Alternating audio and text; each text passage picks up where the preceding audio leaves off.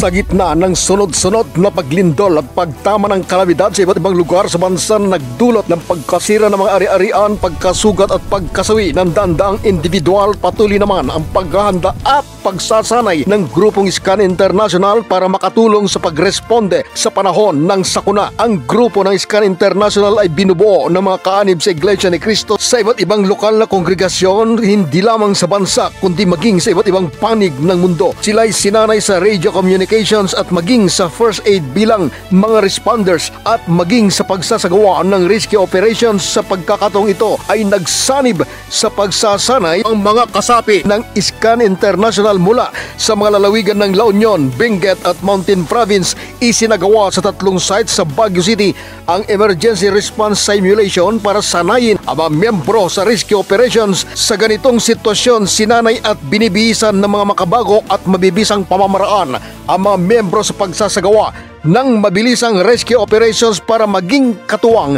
ng lokal na pamahalaan at iba pang rescue volunteer groups sa pagresponde sa panahon ng kalamidad at iba pang emergency cases. Ang pagsasanay ay pinangunahan din ng Scan International national member at officers na mula sa distrito ng Central, Makati, Quezon City at Cavite. Ayon kay VP Retired Senior Fire Officer 4 Bernard Bravo na nagsilbing incident commander sa inilunsad na simulation, naging senaryo ang pagtama ng magnitude 7.2 na lindol sa lungsod ng Baguio. Agad na rumisponde ang mga rescuers sa iba't ibang lugar na sobrang naapektuhan ng mga paggunang lupa na nagresulta ng aksidente sa mga kalsada kung saan ay kinakailangan marespondihan hanggang mailigtas sa mga biktima. So para handa naman po ang mga responder ng distrito ng Benguet. So yan po yung lagi po nating ginagawa, yung paghahanda, yung pagtitraining po para kahit na wala pa pong ganitong kalamidad, nakakapaghanda po tayo. Hindi lamang po yung mga training na kailangan ng ating mga kasamahan sa Scan, pati na rin po yung mga kagamitan na kailangan po nating maihanda na pwedeng gamitin kung sakaling dumating po yung mga ganitong klase ng sakuna. Ayon pa kay Bravo, bago ang deployment ay nagkaroon muna ng briefing upang maayos na may sagawa ang pag-rescue ng buong ingat, mabigyan ng paunang lunas bago itakbo sa paggamutan ng mga biktima kung kinakailangan. So yung senaryo po natin ngayon na nagkaroon po ng earthquake, so magkakaroon po tayo ng mga collapse structure search and rescue procedures. Magkakaroon po tayo ng basic search methods kung paano po tayo maghahanap ng mga trap victim, lalo na po sa mga collapse structure.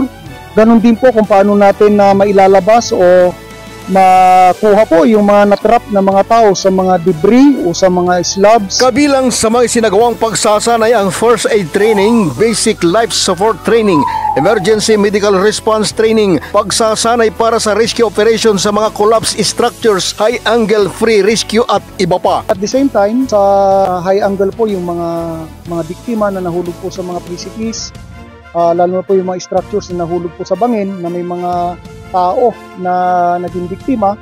So itataas po natin lahat sila, kukunin po natin sila lahat dun sa mga bangin.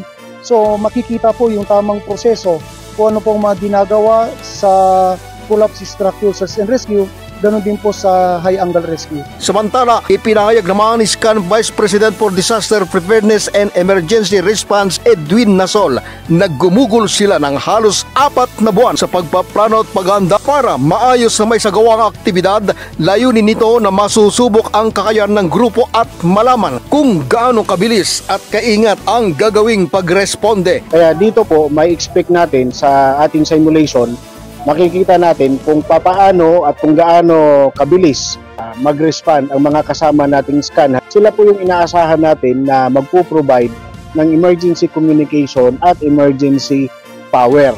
Sapagkat dito sa simulation, pinapalagay natin na ang buong Benguet ay tinamaan ng isang malakas na lindol at wala po tayong telcos, wala po tayong electricity.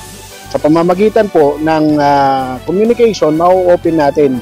Malalaman natin ngayon kung ano ang nangyari sa kanila at makikita natin kung paano natin tutugunan yung pangangailangan. Mula sa Baguio City, Fredero Yuda para sa Mata ng Agila, Northern Luzon. Matatag, matapang, matapat.